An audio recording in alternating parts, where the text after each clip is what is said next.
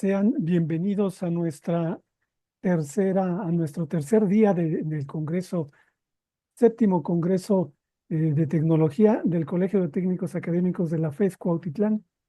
En esta ocasión tenemos pues varias conferencias muy interesantes y tenemos como primera conferencia la conferencia magistral del doctor Enrique Troyo.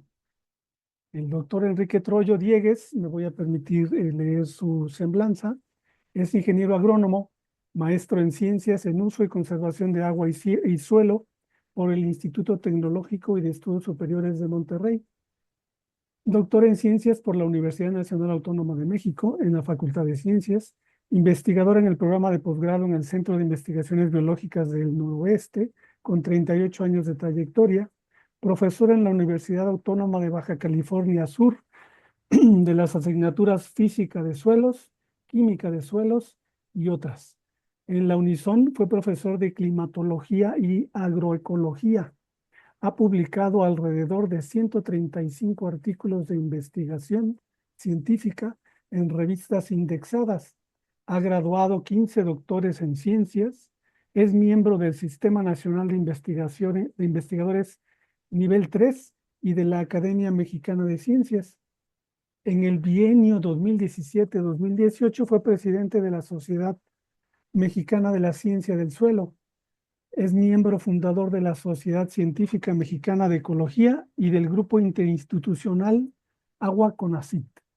Fue galardonado con el Premio Estatal de Ciencia y Tecnología Baja California Sur 2021 por el Congreso de Baja California Sur y el Consejo Sudcaliforniano de Ciencia y Tecnología. Sus áreas de interés son gestión del agua en cuencas, diagnóstico de contingencias climáticas, calidad del agua y el suelo, uso sostenible del agua y del suelo. Sea bienvenido, doctor.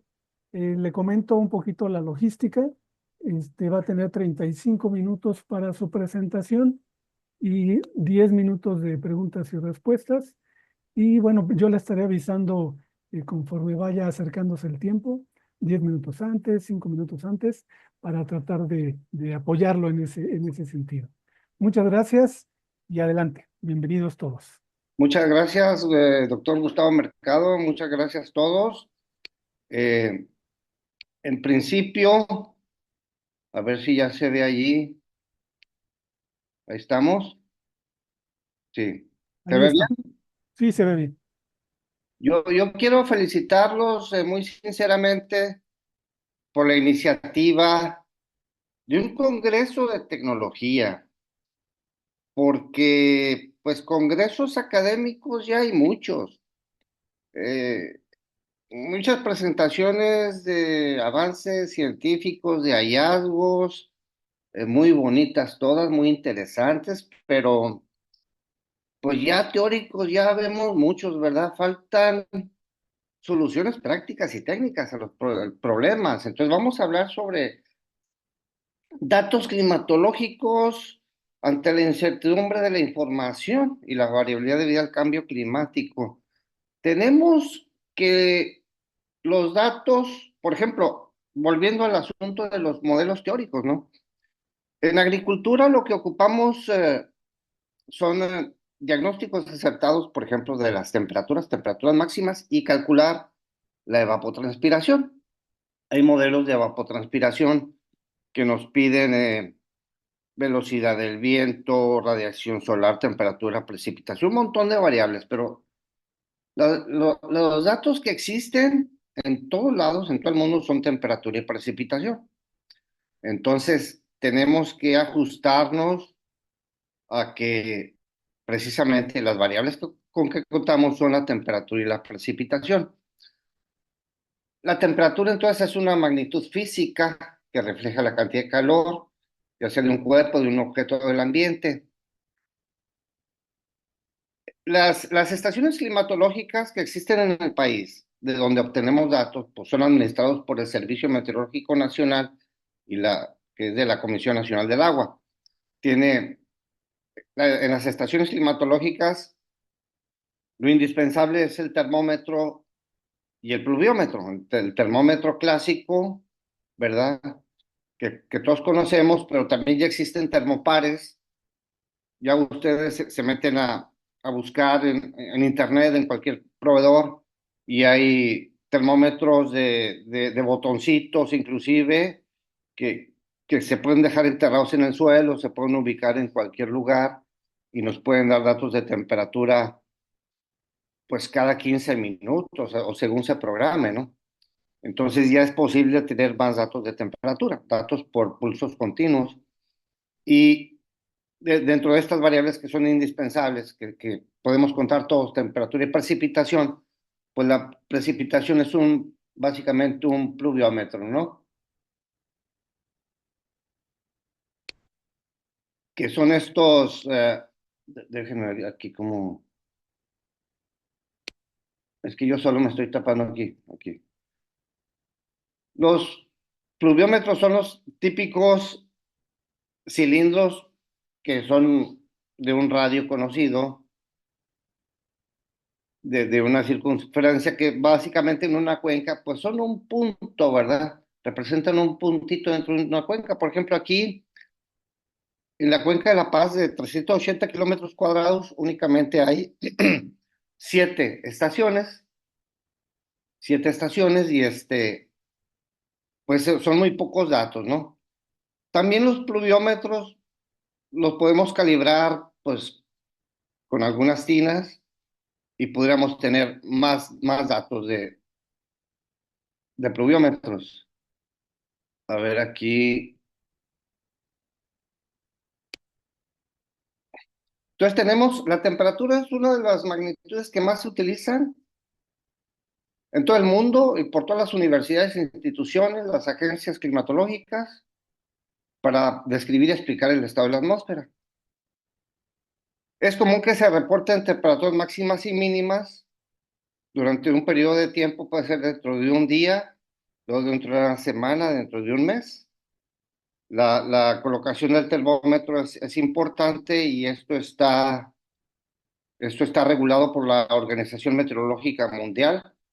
Por cierto, también hay un congreso por aquí en México de meteorología, ¿verdad? Entonces es importante la ubicación. A ver aquí. Bien. Entonces, ¿por qué medir la temperatura? Porque, bueno, los animales, las plantas, obedecen a ciertos ciclos de calor, a ciertos ciclos de temperatura, y es importante conocerla para así, en su caso, programar nuestros cultivos o programar el manejo de los animales, ¿no? Por ejemplo, en las plantas es muy conocido la temperatura umbral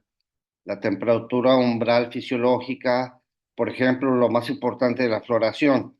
Si rebasa eh, algo así como los 24 grados, 25 grados, entonces empiezan a haber problemas de pérdida de la flora, aborto floral y todo este tipo de cosas, ¿no? Entonces, y así sucesivamente. La unidad de medida en el caso de la temperatura, pues son los grados centígrados, ¿no? Y tenemos entonces la utilidad de la temperatura generalmente se plasma mediante climogramas, representando, por ejemplo, en barras la precipitación, o bien como a uno le convenga, en el caso de la gráfica de la izquierda, la temperatura máxima eh, y con línea continua la temperatura media. Lo más correcto es considerar la temperatura como una función lineal continua para plasmar o para graficar así, entonces tendríamos la temperatura media, la máxima y la mínima. También podemos graficar las relaciones que nos interesen, por ejemplo, la relación evaporación-precipitación. La evaporación es otro dato muy importante que también es función de la temperatura, ¿verdad? Yo no sé por qué de repente no me obedece esto. Ya. Entonces, en el caso de la temperatura, aquí tenemos una situación muy, muy interesante, ¿no? Generalmente nos ofrecen la temperatura media, que se entiende que es el promedio de la máxima y la mínima. Y el problema de la temperatura así, en función de una media, es que la variación y los errores en datos, sobre todo los datos extremos, afectan el valor de la media, ¿no? Aquí tendríamos un ejemplo, una temperatura típica de un día cualquiera de julio, por ejemplo, para La Paz, Baja California Sur. Si perdemos o tenemos errores en alguno de los datos, por ejemplo, aquí en la flecha de la izquierda, que tuviéramos el dato un poquito más elevado, a que un par de datos también centrales más elevados, tendríamos diferentes resultados. Y entonces aquí tendríamos en la reflexión, ¿por qué se usa la media y no la mediana? Si la mediana es el valor central de todos los datos que tendríamos, que pudiéramos obtener a lo largo del día, es el dato central. Si es un dato, si es un número par, tendríamos el promedio de los dos datos centrales ordenados de manera ascendente del menor al mayor. Y si es un número impar, exactamente el valor central. Si hay datos, si hay errores en los datos, la mediana no falla, la mediana no se modifica. Y el otro problema es, a ver, típicamente nos dan la media de la máxima y la mínima entre dos, ¿no? Pero también ya con tanta información que podamos tener con más sensores, ¿por qué no tener la media del número total de datos? Entonces aquí tendremos como ejemplo para la curva roja, ¿verdad? La media es de 31.5, la mediana de 31.25 y la media del número total de datos de 31.32. Y para la curva azul, que eran los datos originales, la media de 30.55. Aquí la diferencia, tenemos un error de un grado que, pues para algunos temas de agricultura, pues puede ser importante, ¿no? Nos ofrece aquí para la media de 30.55, la media del máximo y la mínima, ¿no? La mediana no varía y la media para el número total de datos sería 31.10. Vamos a decir así, se acerca más a la mediana. Entonces es una reflexión nada más, ¿no? ¿Por qué no usar la mediana en algunos casos?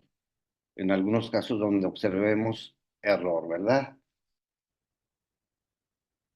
Tendríamos entonces que la información climática debe ser representativa y precisa del lugar donde la estación climatológica se encuentre. Para el caso de cultivos muy sensibles o cultivos de temporal, tendríamos que resolver el problema de contar con la estación climatológica muy, muy cerca de la parcela o de la unidad de productores, si es un ejido o si es una unidad productora, si es una unidad de riego, lo más cercano posible, porque en zonas de temporal el problema es que la lluvia llueve en zonas muy cortas, no es posible tener una lluvia homogénea en toda la unidad, sino es una superficie pequeña, relativamente pequeña, ¿no? Entonces, ese es un problema, tratar de ubicar la estación climatológica más cercana. La buena noticia es que cada vez hay más estaciones climatológicas portátiles. Es decir, si hace 50 años una estación climatológica completa era difícil de obtener porque costaban, digamos, algo así como 400 o 500,000 pesos, ahora hay estaciones portátiles pues que cuestan tal vez 65,000 pesos o 40,000 pesos, un poco más accesibles.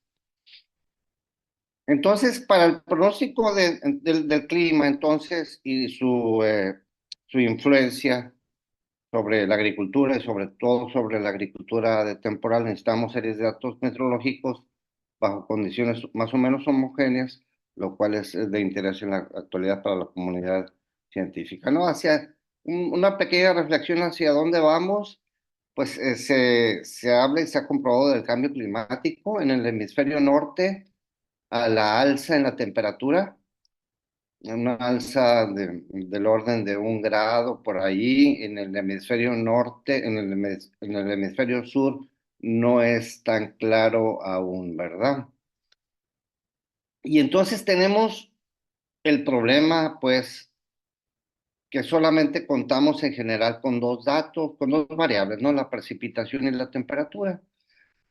Con esto, pues, podemos calcular otros indicadores compuestos, por ejemplo, índices de sequía, índices de aridez, índices también ajustados, calibrados, como el de disponibilidad hidroambiental que desarrollamos aquí en la tesis del colega y amigo doctor Gustavo Mercado, y algunos modelos de evapotranspiración que también se han desarrollado para utilizar solamente la temperatura y la precipitación. Entonces, en el caso de acá de las zonas áridas, pues necesitamos calendarios de riego y programas ganaderos muy precisos, eh, que tomen en cuenta y que estén en función de estas variables de la precipitación y temperatura.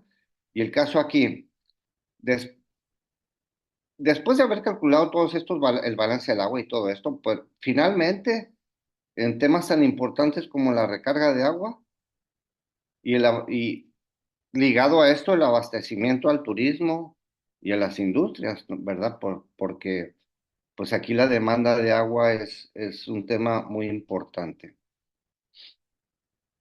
Y entonces, siendo la precipitación un indicador de los que contamos con mayor disponibilidad, pues ya se pueden hacer mapas, isoyetas, podemos clasificar las regiones. Por ejemplo, aquí en nuestro estado, Baja California Sur, la precipitación, la variación de la lluvia va de sur a norte, donde en la hermana República de los Cabos, que ya es un tema interesante, es donde más llueve, relativamente más, ¿no? De 350 a 400, y hacia el norte va disminuyendo.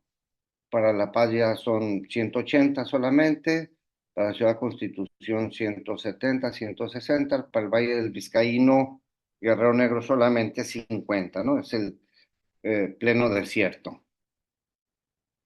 Y entonces aquí nos es de utilidad para hacer estudios y colaborar aquí en todos estos proyectos que tienen que ver con la variabilidad climática natural, la temperatura, que tiene que ver y está es asociada directamente con la evapotranspiración, en su caso con la evapotranspiración extrema, relacionado también con las características de los suelos y otros factores meteorológicos coadyuvantes. Tenemos directamente asociado con el factor tiempo, obviamente, ¿no? Donde la sequía, por ejemplo, ya es cuando se acumulan meses con lluvias por debajo del promedio histórico. Aquí, por ejemplo, en la Cuenca de La Paz, este año nos ha ido pues muy mal. Estamos 50% abajo del promedio histórico.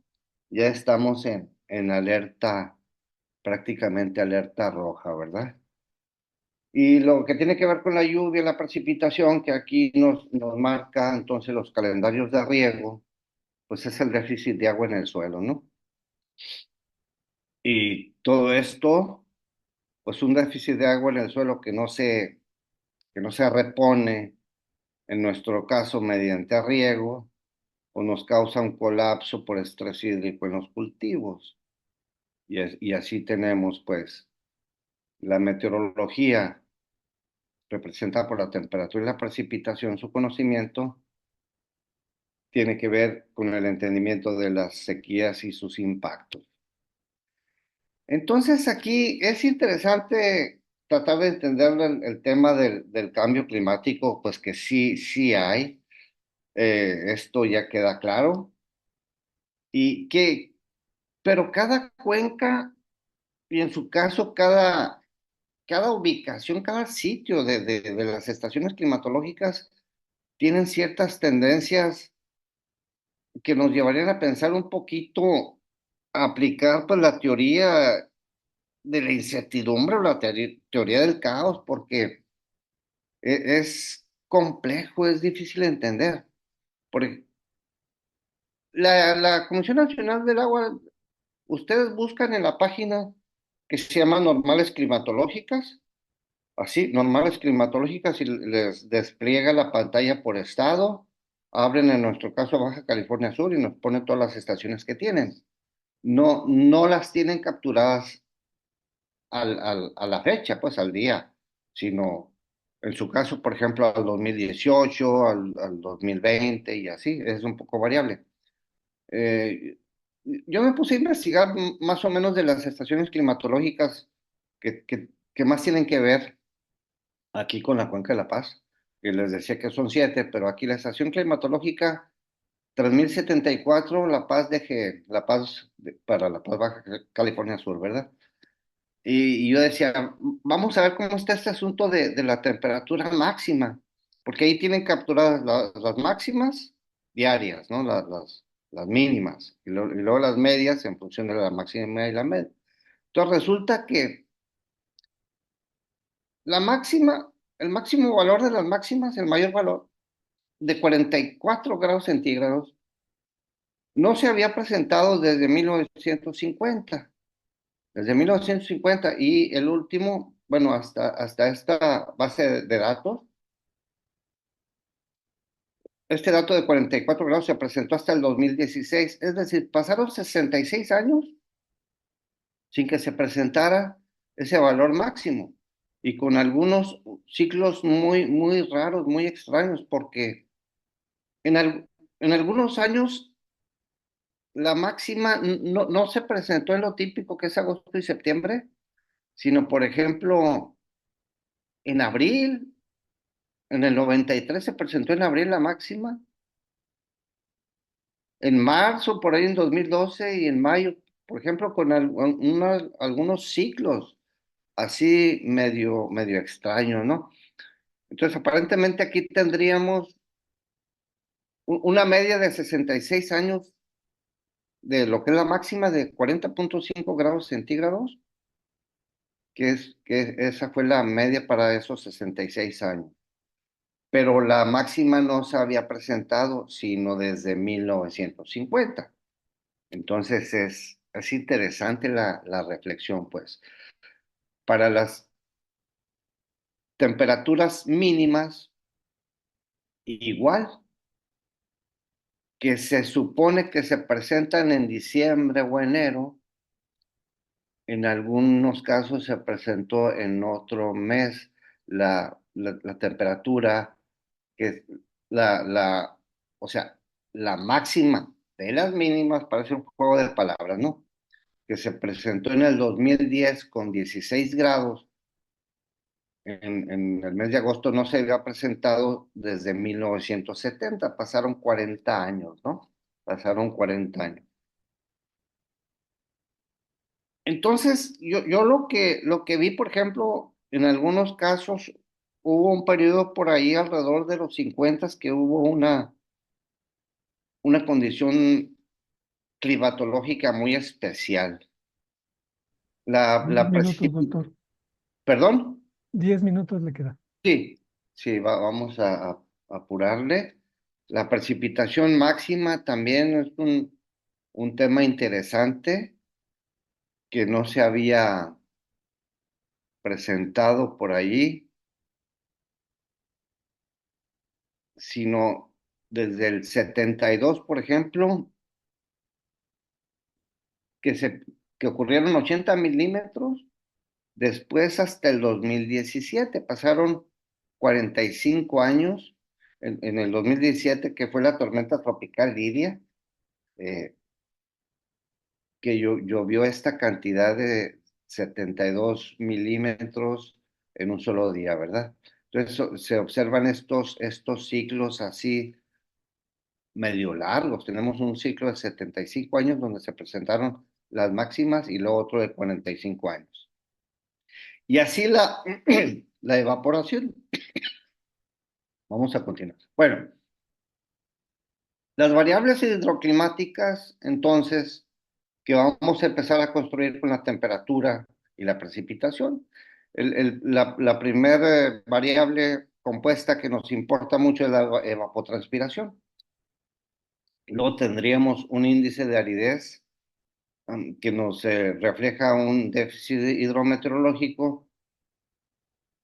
La idea es poder encontrar ciclos intraanuales más evidentes, ¿verdad? Aquí en este caso, por ejemplo, el índice de aridez de Martone está muy asociado con la lluvia. Vamos a continuar aquí. Aquí, en resumen, necesitamos instrumentos numéricos que sean prácticos, que nos ayuden a caracterizar y a pronosticar las sequías. En su caso, también las inundaciones. En nuestro caso, pues tenemos el impacto directo en el estudio del agua, porque tenemos zonas áridas con muy poca precipitación, tenemos tierras agrícolas extensas, Valle Santo Domingo, Valle del Vizcaíno y la región de Los Cabos, donde tenemos que manejar adecuadamente el agua. Bien, aquí la invitación es un poquito estudiar más a detalle las sequías, que no solamente es la meteorológica, también nos lleva a tratar de entender la ecosistémica en todo lo que es la unidad ambiental y el ecosistema de nuestra parcela, donde se ubica. Y luego tendríamos la socioeconómica, bueno, porque aunque haya agua, luego la infraestructura nos dice que hay desabasto en algunas regiones, ¿verdad? Bien, vamos a tratar de concluir en breve. ¿Cuáles son los impactos de la sequía? Lo primero es la ganadería extensiva, tendremos la agricultura en la disponibilidad de agua. Después viene desafortunadamente el desempleo porque pues se cierran algunos cultivos o se colapsan y el suministro en agua potable, ¿no? Tratar de ayudar al gobierno con algunas medidas emergentes más prácticas, sobre todo en cuestiones de caracterización, diagnóstico y manejo de la disponibilidad del agua para que vamos a decir así, se modulen, en su caso se quiten esos apoyos que son como una medicina, un mejoradito, ¿no? Entonces aquí lo que sucede es que en la sequía que tuvimos muy fuerte del 2008 al 2011, hubo una serie de reuniones, un meeting de ganaderos y ahí les daban 4,300 pesos por ganadero, pero eso, vamos a decir así, pues no sirve de gran cosa, ¿no? Y entonces, es tratar de incidir en nuestros planes de prevención, que no sean solo, que no redunden solo en apoyos emergentes, sino en un plan de manejo y caracterización a largo plazo. Bien, lo que les decía, indicadores de sequía y de disponibilidad hídrica, que aquí que trabajamos con nuestro amigo y colega Gustavo Mercado, que en lugar de ser uno de aridez que en realidad nos daba una lluvia, aquí que nos diga cuántos meses tenemos una disponibilidad nula de casi cero. Por ejemplo, entonces tendríamos aquí el índice de disponibilidad hidroambiental, IDHA, para La Paz, Guerrero Negro, con su media anual, ¿verdad? Tendríamos aquí Guerrero Negro prácticamente cero casi todo el año. Aquí la escala se ajustó de 0 a 10 para hacerlo mucho más práctico y así tendríamos los complementos de disponibilidad hídrica, o sea, de humedad disponible con sequía, y así encontramos lo que sería una brecha hídrica meteorológica, que es donde se cierra aquí en septiembre, es donde se cierra esa brecha. Y el resto de los meses se abre mucho, ¿no? Lo que nos dice que es un desabasto de agua a partir de la lluvia, ¿no? Y toda esta posibilidad de construir mapas anuales, inclusive mapas mensuales y su interpretación. Tratar de acoplarlo con las clasificaciones, por ejemplo, de la UNESCO, para saber dónde estamos, si es un desierto hiperárido, si es semiárido, subhúmedo o húmedo y así sucesivamente.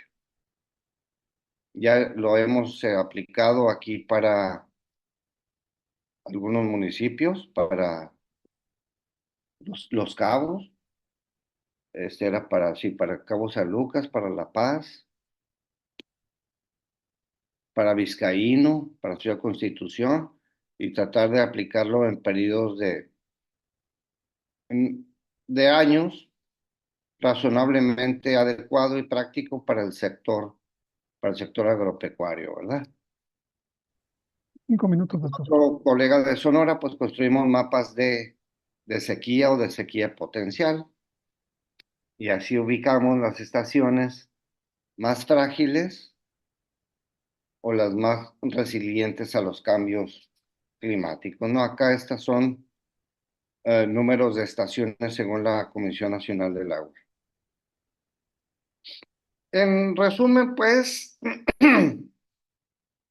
tenemos que continuar a generar catálogos para interpretar datos a escala local y regional. Ya contamos también con imágenes de satélite, ahora con drones, ¿verdad? Todo un tema y sensores para un diagnóstico más sobre problemas específicos, laboratorios ágiles, estaciones climatológicas eficientes. Insisto, ahora hay sensores prácticamente portátiles que se pueden colocar prácticamente en cualquier lado, ¿no? Hay pequeños botones que los dejan enterrados por ahí, luego van y los recogen y los llevan y los descargan. Y todo esto aplicado según la actividad acá en nuestro estado, pues la agricultura que va un poquito a la bajada, pero tenemos mucho potencial de turismo ecológico, ¿no? O ecoturismo que le llamamos. Pues es lo que tenía para presentarles, estaré con gusto para contestar sus dudas o acá a través de la facultad de Cuautitlán, acá con el colega Gustavo Mercado, o bien directamente aquí con este correo electrónico institucional, ¿no? Del Centro de Investigaciones Biológicas del Noroeste. Este es nuestra institución, ubicada al noroeste de la ciudad de La Paz, a 17 kilómetros. Estamos a la orden. Excelente, Y doctor. sí, adelante, gracias. Excelente, doctor. Muchas gracias por su plática. Realmente, bueno, en la actualidad el clima es un tema bastante, pues bastante interesante, bastante polémico en muchos sentidos. Y bueno, tenemos aquí algunas preguntas, a ver si nos ilustra un poquito acerca de todas ellas. Sí, La primera dice, ¿cuál es el grado de vulnerabilidad de la agricultura ante este escenario de cambio climático y esta variabilidad que nos presenta en sus diapositivas? sí, miren, esa es una pregunta muy buena, muy importante. El sector más vulnerable y en definitiva es la agricultura de temporal, porque ahí sí, algunos días o semanas de desfase, pues ya les pegó en toda la economía, pues como se dice, ya les pegó en la torre, porque ese cambio climático, no solo en intensidad, porque acá se dice, va a haber menos huracanes, pero más intensos tal vez, en ocasiones más frecuentes, menos frecuentes, pero más intensos, ¿no? Acá, acá ya lo vimos. El frío relativo que tenemos, ¿no? Nos, que se manifiesta en la noche, nos duró más tiempo. El calor entró un poquito más tarde, pero también se está retirando más tarde. Las lluvias ya están más caóticas, más raras. Este año casi no llovió, llovió más en la sierra. Entonces aquí, por ejemplo, la agricultura temporal es muy difícil. Aquí prácticamente no hay, solamente en la zona serrana y solamente al norte en algunas cuencas. Eh, Esto nos lleva a pensar que la agricultura temporal se va a convertir en un tema de estudio mucho más especializado, donde la economía de un sinnúmero de agricultores depende del entendimiento de estas variaciones, porque imagínense, el agricultor está acostumbrado a sembrar su semilla de maíz o de frijol, lo que sea, días antes de las lluvias esperadas, la tira, la medio cubre ahí, al cabo la semilla puede estar ahí esperando, ¿no? Y si se retrasa y se retrasa y se empieza a empalmar con las fechas probables de presencia de heladas, ahí tenemos un problema muy grave, muy fuerte.